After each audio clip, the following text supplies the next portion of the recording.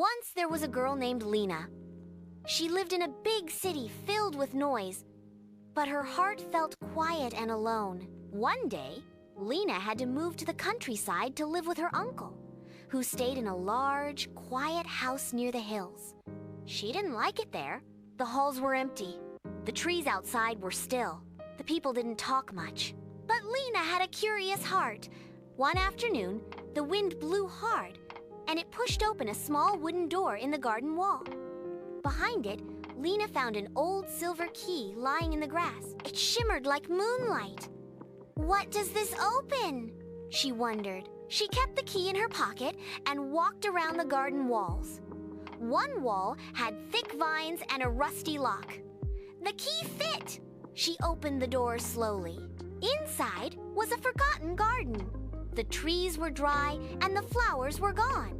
But something about the place felt magical. It was as if the garden was whispering, "Wake us up, bring us back." Every day, Lena came back.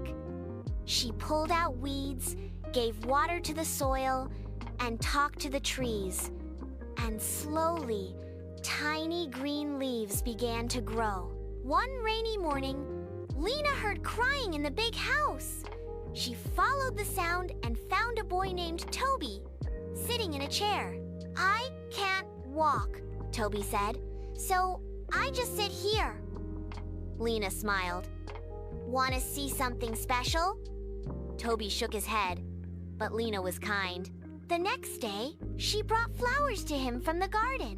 The colors made him smile. Lena told Toby about the secret garden. After many days, she finally pushed his chair outside and took him there. The trees had blossoms, the ground was soft with grass, the garden felt like a warm hug. Toby breathed in the fresh air. "I feel happy." And guess what? Soon, he stood up. Not far, just a little.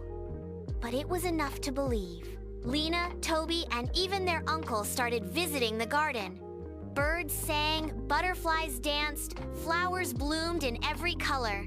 The garden was no longer a secret. It became a place where hearts healed and smiles grew.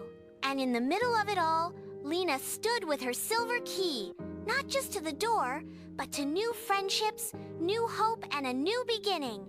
Remember, even the loneliest places can bloom with love and care. Sometimes, the smallest keys open the biggest hearts.